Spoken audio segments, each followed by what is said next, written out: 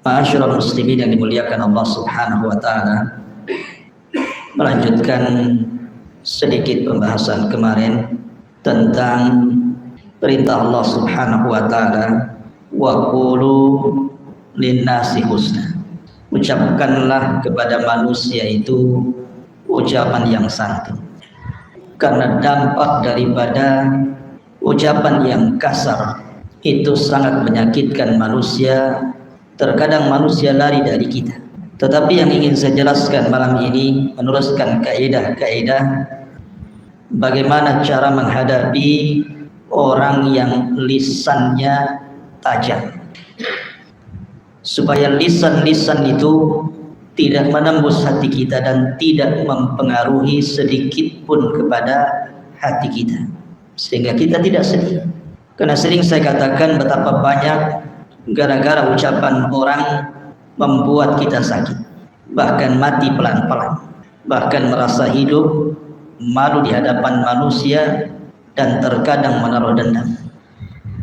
Ma'asyiral muslimin yang dimuliakan Allah Azza wa Jalla, ada 3 perkara yang tidak mungkin lepas dari kita semua. Pertama, la rahata fid dunya. Tidak mungkin orang itu beristirahat di dunia. Yang kedua, wala salamata minan nas. Tidak mungkin orang itu selamat dari ucapan manusia. Dan yang ketiga, wala najata minan maut. Tidak mungkin orang selamat dari kematian. Manusia tidak mungkin istirahat di bumi, karena bumi bukan untuk beristirahat. Bumi itu tempat bala ujian. Dan tidak ada orang yang selamat dari lisan manusia. Bagaimanapun antum menghindar dari lisan manusia, tetap lisan manusia menembus hati antum. Dan tidak mungkin orang itu selamat dari kematian. Makanya manusia itu pasti akan disakiti, dan pasti akan lelah hidupnya, dan pasti akan mati. Itu kaidah. Ma'asyiral muslimin yang dimuliakan Allah Azza wa Jalla, dari sinilah muncul kewajiban sabar. Sabar dan beriman dengan takdir Allah Subhanahu wa taala. Makanya Allah Subhanahu wa taala berfirman, "Ma asaba min musibatin fid dunya wala fi anfusikum illa fi kitabin min qabli an nabra'aha. Inna dzalika 'ala Allahi yasir. Likai la ta'sau 'ala ma fatakum wa la tafrahu bima atakum." Kata Allah Subhanahu wa taala berfirman, tidaklah musibah yang menimpa kalian di bumi, tidak juga musibah yang menimpa kalian, kecuali semua sudah dicatat di Lauhul Mahfuz sebelum terwujud musibah itu. Dan bagi Allah itu mudah. Kenapa? Supaya kalian tidak terlampau sedih ketika tertimpa musibah, dan tidak terlampau senang kalau mendapatkan nikmat.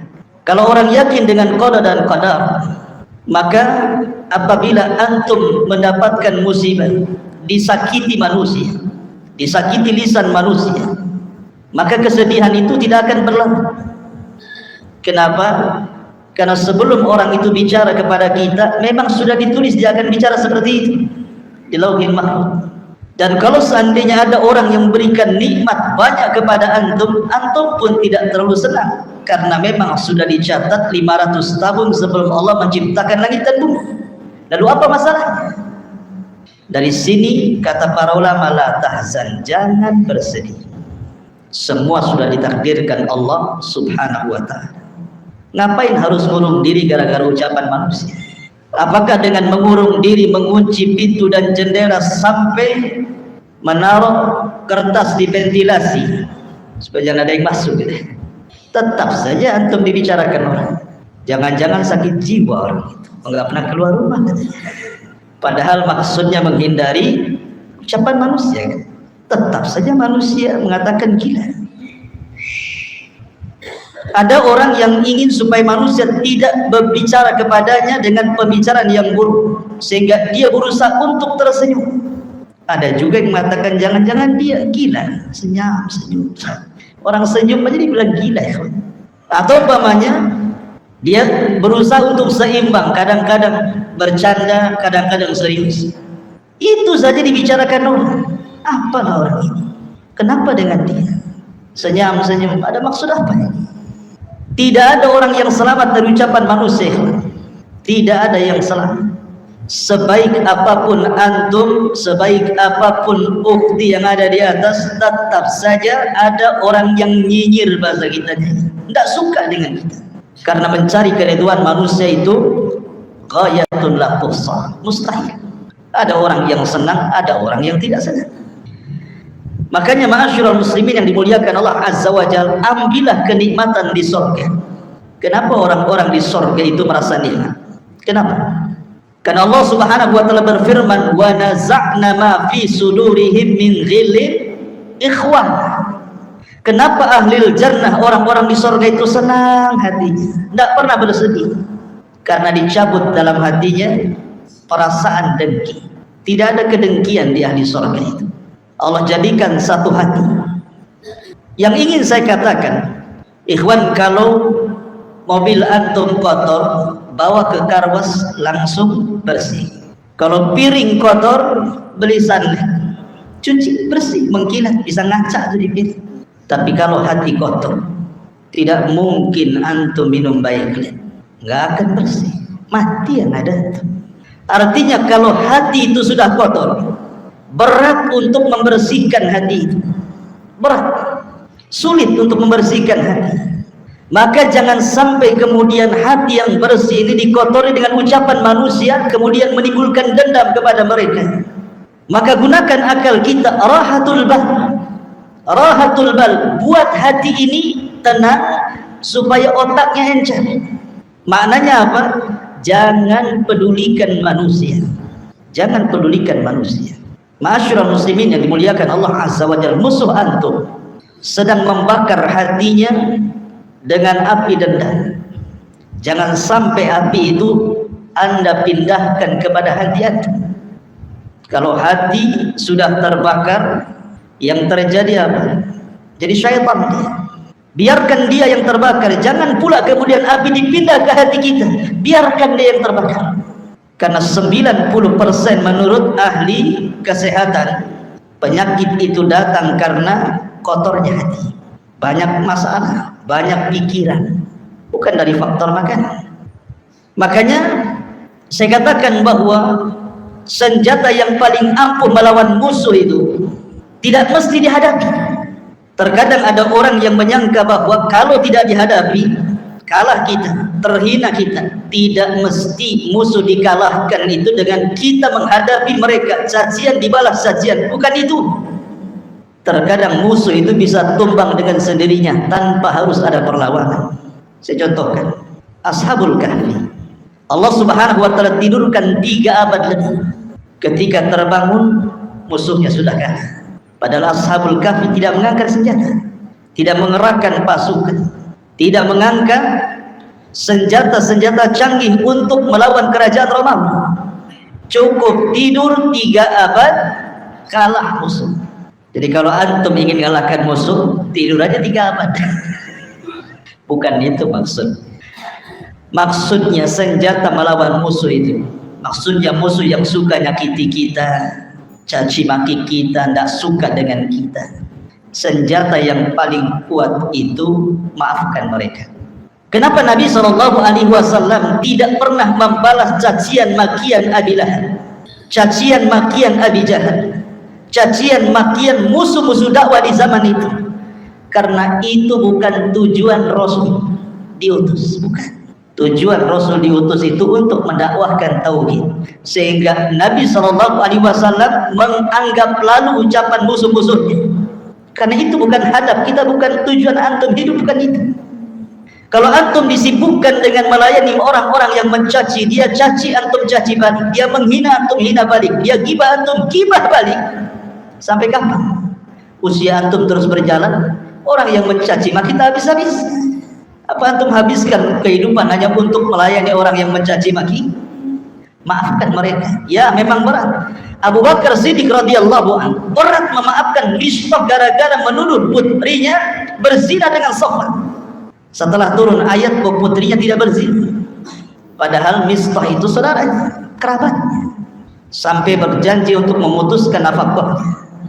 Tapi turun ayat, wal yasfahu, hendaklah lebarkan dadamu wahai Muhammad, maafkan Mistah, semoga Allah mengampuni dosamu. Baru Abu Bakar memaafkan Mistah. Berat kan memaafkan itu? Setingkat Abu Bakar saja berat. Kalau memang kita tidak bisa memaafkan karena terlampau berat, lisannya itu setajam silet cutter gitu, silet cutter. Saya nggak bisa Ustaz maafkan dia. Nengok mukanya dia kayak setan. Nggak mau saya. Lewat depan rumahnya sebagai rumah hantu. Malas saya. Kalau antum tidak bisa memaafkan, minimal lupakan. Anggap antum tidak kenal. Kenal siapa? Tidak kenal. Kan tetangga antum dah tahu anak gak kenal. Selesailah antum kan. Pura-pura gak kenal. Cuek, ya, lupakan kesalahan orang. Antum gak bisa memaafkan. Lupakan saja. Kalau perlu pindah rumah, tidak ada masalah. Jangan sampai kemudian hati kita disibukkan dengan ucapan mereka. Masalahnya sayang hati kita ini. Karena hati kalau sudah kotor, saya katakan susah dibersihkan masalah. Susah dibersihkan hati kotor itu. Sehingga kemudian perasaan ingin membalas itu ada terus. Rugi kalau hati disibukkan dengan perkara orang yang menghina kita. Dan kalau kita membalas, maka tidak ada beda antum dengan dia. Apa bedanya antum dengan dia? Dia tidak punya akhlak, antum pun tidak punya akhlak. Ma'asyiral muslimin yang dimuliakan Allah Subhanahu wa taala. Oleh karena itulah kemarin saya sudah singgung bagaimana caranya. Yang pertama, tinggalkan ucapan manusia. Saya ulas sedikit. Tinggalkan ucapan manusia, biarkan mereka bicara. Karena sejak Adam diciptakan, manusia sudah bicara. Dan antum tidak bisa menghentikan manusia bicara. Bisa antum menghentikan manusia bicara? Tidak bisa. Manusia akan tetap bicara. Orang yang dibayar saja untuk tidak bicara, bisa bicara dia. Apalagi tidak bisa dibayar. Oleh karena itulah maka biarkan ucapan manusia, jangan dipedulikan. Karena orang yang lebih afdal dibandingkan kita saja dibicarakan manusia. Orang yang lebih afdal jauh dibandingkan kita, manusia membicarakan keburukan tentang. Siapa yang lebih afdal dari Nabi SAW? Siapa? Tidak ada. Tidak ada manusia yang lebih mulia di kolong langit ini melebihi Nabi SAW. Apa karena kemuliaannya manusia tidak berani bicara tentang Rasul? Tidak. Bahkan Rasul orang yang paling dicaci maki. Dikatakan gila, dikatakan tukang sihir, tukang tenun, perangkai syair, pemecah belah, macam-macam. Tapi Nabi SAW tidak membalaskan. Orang yang mengatakan gila tidak dibalik engkau yang gila. Orang yang mengatakan tukang sihir tidak dibalik bahwa anda yang dukun. Tidak. Walaupun boleh sebenarnya. Boleh-boleh saja antum membalas cacian makian orang lain, tapi sebatas makian dia saja. Kalau dia mengatakan kepada antum buaya, antum katakan antum yang buaya. Tidak perlu ditambah darah. Karena dia ngomong buaya saja, jangan ditambah-tambah. Karena fajazaa'us sayyi'ah sayyi'atun mithluha. Balasan orang yang berbuat jahat itu balas dengan kejahatan yang sama. Jangan lebih. Boleh sebenarnya, tetapi memaafkan jauh lebih baik lagi. Ma'asyiral muslimin yang dimuliakan Allah Azza wa Jalla. Kalau orang semulia Rasul tidak lepas dari ucapan manusia, tiba-tiba antum ingin lepas dari ucapan manusia, mustahil. Bahkan ada yang jauh lebih mulia dibandingkan Nabi SAW. Allah Subhanahu wa ta'ala yang menciptakan makhluk tidak lepas dari cacian manusia. Allah dikatakan memiliki keturunan, memiliki pasangan, sehingga Allah turunkan ayat lam yalid wa lam yulad. Allah dikatakan satu di antara tiga Tuhan, sehingga Allah katakan lu'inal ladzina kafaru. Sungguh Allah melaknat orang-orang kafir yang mengatakan apa? Innallaha tsalitsu tsalatsa. Allah itu satu di antara tiga Tuhan. Bahkan ada yang mengatakan innallaha fakir. Allah itu fakir. Wa nahnu aghniya, kami yang kaya. Bayangkan. Allah Subhanahu wa taala jadi sasaran makhluk yang diciptakannya. Dan kalau Allah jadi sasaran makhluk yang diciptakannya, apalagi antum? Siapa antum? Nabi bukan. Wali ya wali murid. Ma'asyiral muslimin yang dimuliakan Allah Azza wa Jalla. maka biarkan ucapan manusia, biarkan manusia bicara. Karena manusia bicara itu hanya sebatas keperluan saja dia bicara kepada kita. Nanti ada bosannya itu. Kalau sudah sariawan berhenti. Masyarul muslimin yang dimuliakan Allah Azza wa Jalla. Yang kedua, berjalanlah dengan takdir Allah. Saya katakan berjalan dengan takdir Allah karena ucapan manusia tidak mengurangi takdir antum. Ingat, sebagaimana Allah Subhanahu wa taala kalau sudah mentakdirkan antum kaya, satu dunia memiskinkan tidak bisa. Kalau Allah takdirkan antum miskin, satu dunia mau memberikan kekayaan kepada Anda tidak pun bisa. Kalau manusia menghina kita supaya rendah di hadapan manusia, tapi Allah hendak kita mulia, tidak mungkin rendah. Kalau manusia hendak memuliakan kita sementara Allah sudah merendahkan kita, tidak ada yang bisa mengangkat derajat kita. Ma'asyiral muslimin yang dimuliakan Allah Azza wa Jalla. Oleh karena itulah maka berjalan dengan takdir. Karena takdir itu tidak mungkin dirubah dengan ucapan manusia. Ma'asyiral muslimin yang dimuliakan Allah Azza wa Jalla. Justru terkadang orang-orang yang menyakiti kita ini, kawan, justru mereka hancur sebelum orang yang disakiti. Karena ucapan manusia itu tidak bisa memendekkan usia, atau kebaikan manusia tidak bisa pula memanjangkan usia. Saya ulangi, celaan manusia tidak mungkin memendekkan umur manusia. Pujian manusia juga tidak mungkin memanjangkan umur manusia. Abu Lahab, Abu Jahal mencaci maki Rasul. Siapa yang dulu mati? Abu Lahab mati dulu, Abu Jahal mati dulu. Artinya bahwa celaan musuh-musuh Allah kepada Rasul tidak menjadikan Rasul pendek umur, kan? Tidak, karena umur itu adalah takdir Allah Subhanahu wa taala kepada manusia. Bahkan Jurayz, ingat kisah Jurayz Bani Israel, seorang abid dituduh berzina, didatangkan buktinya wanita pelacur. Tiba-tiba kemudian Allah berikan karamah, dicubit bayinya, man abuk, siapa bapakmu? Dia mengatakan, bapakku, kata bayi ini, itu dia tukang gembala kambing. Maka orang-orang minta maaf kepada Jurayz dan siap membangunkan tempat ibadah yang sudah dihancurkan dari emas. Tapi Jurayz tidak mau. Lihat, ma'asyiral muslimin yang dimuliakan Allah Subhanahu wa taala, maka tanamkan kemuliaan dalam hati kita, bahwa kita ini makhluk yang mulia, tidak bisa dihinakan manusia lain.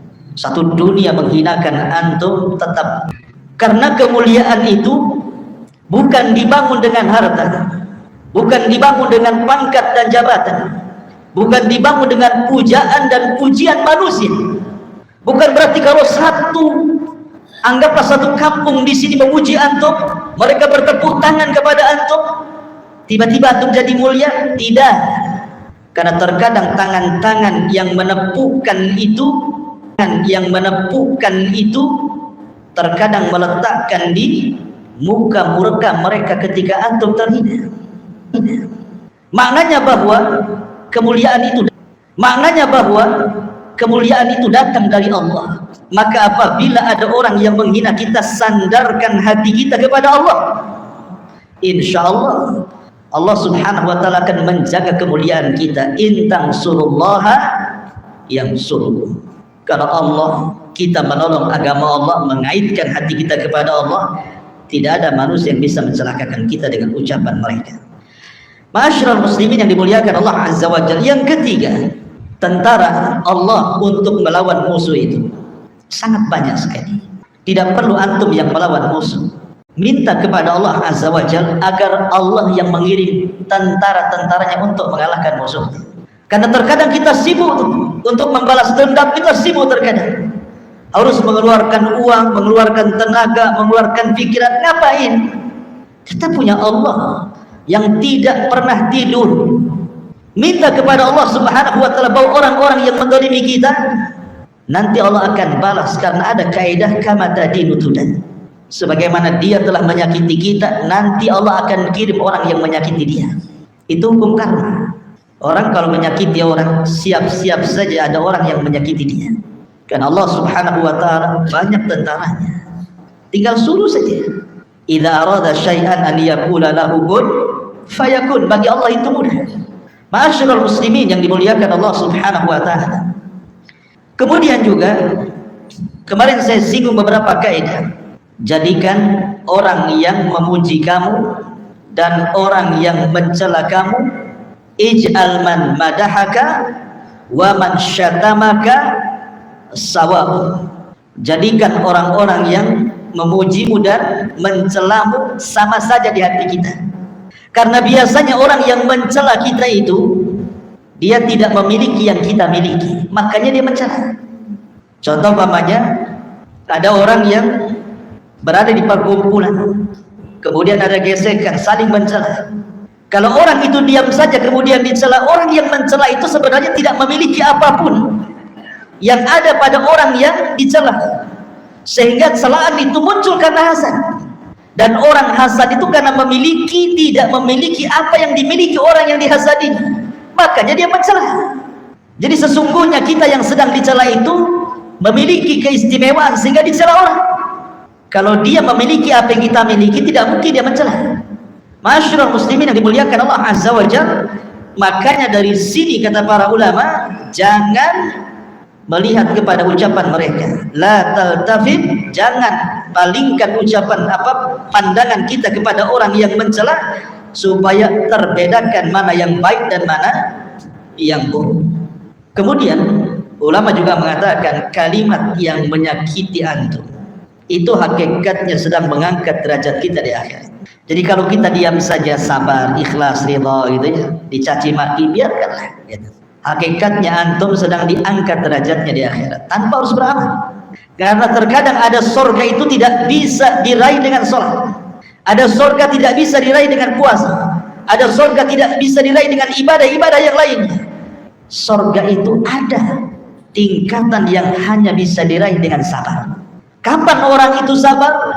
Ya salah satunya ketika mendapatkan cacian, makian, hinaan, gibahan orang lain kan. Disitulah waktunya kita sabar. Kapan lagi? Justru itulah waktunya kita bersabar. Kalau nggak ada orang yang musuhi kita, kapan antum bersabar juga? Nah, itu kesempatan antum meraih surga. Sabar. Ma'asyiral muslimin yang dimuliakan Allah Subhanahu wa taala. Kemudian juga kata para ulama, orang yang menghina antum, dia pasti mati. Sebagaimana orang yang memuji antum pun pasti dia mati. Orang yang memaki mati, orang yang memuji mati juga. Apa maksudnya? Kalau orang yang mencela pasti mati, orang yang memuji juga pasti mati, sementara kita berjalan dengan waktu dan kita pun orang yang dicela pasti mati. Semua akan mati, ikhwan. Yang mencela dan yang dicela pasti mati, yang memuji dan yang dipuji pasti mati. Kalau seandainya kemudian hidup kita hanya satu hari atau satu kali di dunia, disibukkan dengan ucapan manusia, lalu apa yang anda bisa lakukan untuk bekal setelah kehidupan kita? Asyik sipu saja melayani orang gitu ya. Ma'asyiral muslimin yang dimuliakan Allah Azza wa Jalla, maka jadilah orang yang berakal di tengah-tengah orang gila. Anggap saja orang itu gila, kita yang berakal. Kalau antum melayani sama-sama juga antum gila. Karena biasanya kalau antum orang baik kemudian antum dihina, seolah-olah mereka itu ingin antum seperti malaikat. Seperti seorang ustaz kemudian dicaci. Anggaplah ustaz di sini dituduh korupsi, laporannya nggak jelas, ini uangnya hilang kemana, akhirnya disebarkan, oh jangan-jangan ustaz itu korupsi. Maunya yang menuduh ustaz itu korupsi, ustaz itu jadi malaikat. Paham nggak? Sementara dia tidak sadar bahwa yang ngomong itu adalah iblis. Orang ingin supaya jadi malaikat, dia pula jadi iblis. Coba nah ceritanya gitu ya. Ma'asyiral muslimin yang dimuliakan Allah Azza wa Jalla, harusnya didahulukan dengan nasihat, tidak langsung tuduhan kan itu. Ini suara apa ini yang mulia? Bukan suara azan kan? Suara orang jual putu ya. Masya Allah, masih ada orang jual putu. Ma'asyiral muslimin yang dimuliakan Allah Azza wa Jalla, intinya bahwa tenangkan hati saat ada orang yang mencela. Rahatul bah, tenangkan pikiran, tenangkan hati, karena memang orang yang mencela kita itu supaya kita tidak tenang hakikatnya sebenarnya. Kenapa dia mencela kita? Supaya hati kita tidak tenang. Hati kita dibuat tidak tenang kan. Siapa yang tidak sakit orang kalau dihina? Coba. Siapa yang tidak sakit kalau orang dicaci, dimaki? Pasti sakit. Ya. Artinya orang yang mencaci kita itu supaya kita tidak tenang hidupnya sebenarnya. Kalau kita sudah tahu bahwa tujuan orang yang mencaci itu supaya kita tidak tenang, kita sudah tahu, maka tenangkan hati. Ma'asyiral muslimin yang dimuliakan Allah Subhanahu wa taala. Ada sebuah kisah yang menarik. Ma'asyiral muslimin yang dimuliakan Allah Subhanahu wa taala.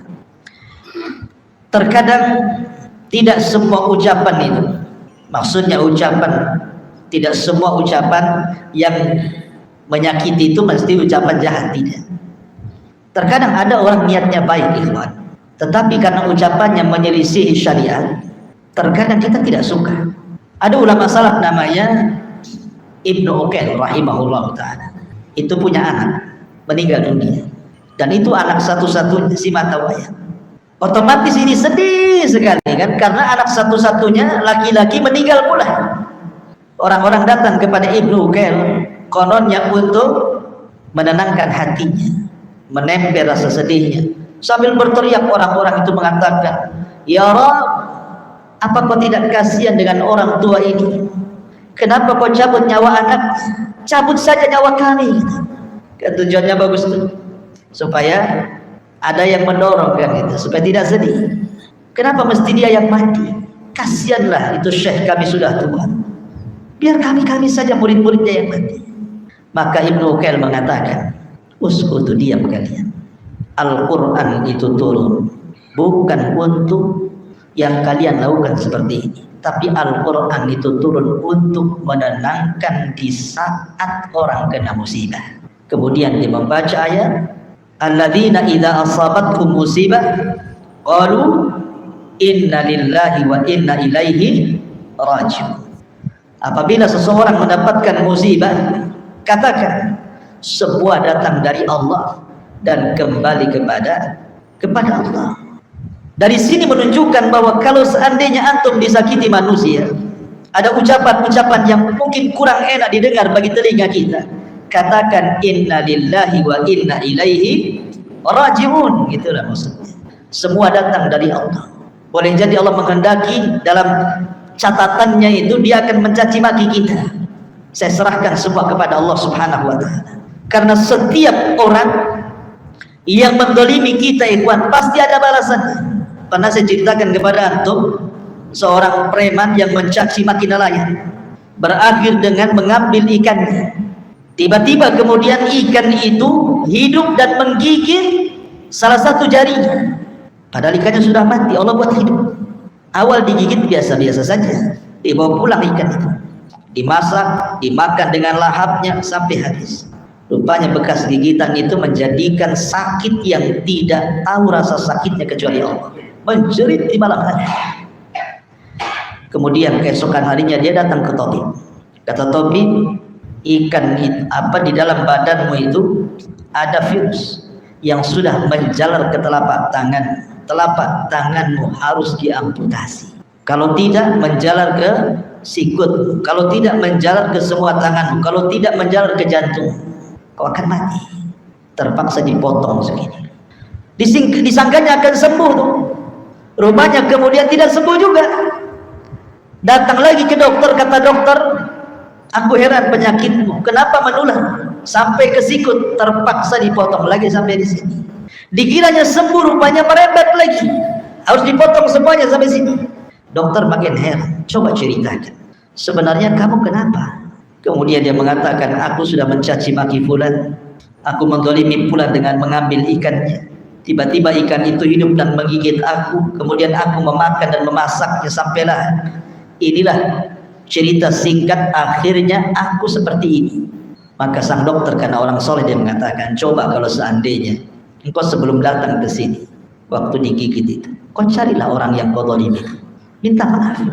Saya yakin tanganmu tidak ada satu pun yang dipotong. Sebelum aku potong tanganmu habis, cobalah kau cari orang yang kau zalimi." Akhirnya dia cari tuh orang yang dizalimi itu. Setelah ketemu dia mengatakan, "Ya fulan, samihni ya fulan, tolong maafkan aku wahai fulan, tolong maafkan aku." Kemudian orang ini heran, kenapa datang-datang minta maaf, sudah tidak dikenal lagi itu. Kemudian dia menceritakan bahwa aku yang mencaci makimu, saya mengambil mencuri ikanmu, kemudian begini-begini sampai tanganku dipotong. Tolong maafkan aku. Akhirnya kemudian sang nelayan pun mengatakan, ya aku maafkan kamu. Subhanallah, ketika orang ini mengatakan ku maafkan kamu, hilang rasa sakitnya. Kemudian sebelum ditinggalkan, orang zalim ini mengatakan kepada sang nelayan, maaf, waktu aku mengambil ikan, mengancam kamu, mencaci maki kamu, aku lihat lisanmu bergerak-gerak, kau ngomong apa? Maka dia mengatakan, aku tidak bicara apapun kecuali hanya satu kalimat, ya Allah, orang di depanku kuat, sementara aku lemah, tampakkan kekuatan. Hanya itu saja. Akhirnya dia pun menangis, berjalan. Setiap ada perkumpulan orang, dia kasih tahu tangannya yang sudah dipotong sampai di sini. Apa kata dia? Man ra'ani fala yadlim minhu ahad. Siapapun yang melihat aku, jangan berbuat zalim sedikit pun. Datang dia ke pasar, dia tunjukkan tangannya, man ra'ani falam yadlim minhu ahad. Siapapun yang melihat aku, jangan coba-coba berbuat zalim pada siapapun. Nasibnya sama dengan aku. Dan begitulah Ma'asyiral muslimin yang dimuliakan Allah Azza wa Jalla. Jadi ini sebagai ketenangan bahwa siapapun yang menzalimi kita, mencaci maki kita, pasti ada balasannya. Tenang hati kita. Katakan seperti orang awam, Allah tidak tidur. Karena Allah yang mengatakan wala yahsabanallahu ghafilan amma ya'malu zalimun. Apakah kau kira Allah itu lalai terhadap orang-orang yang berbuat zalim? Tidak, Allah tidak akan pernah lalai. Terkadang Allah biarkan sesaat, kemudian Allah akan adab di dunia sebelum akhirat. Karena Rasul yang mengatakan dua dosa yang akan disegerakan azabnya di dunia sebelum akhirat, salah satunya kezaliman. Dan mencaci maki bagian daripada kezaliman. Kalau kita paham dalil-dalil ini ikhwan, karena cerita ini juga dikisahkan Imam Zahabi dalam kitab Al-Kabair.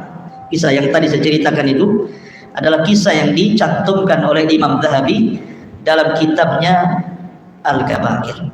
Maka kalau kita paham bahwa setiap orang yang membicarakan kita akan ada balasannya, sehingga tidak perlu dibalas, nanti ada balasannya gitu maksudnya, maka tenang, tidak sakit hati kita. Wallahu a'lam bishawab. Walaupun ini hanya teori ikhwan, tetapi ya bisalah untuk kita amalkan. Jangankan antum, kalau anda saja dicaci sakit juga.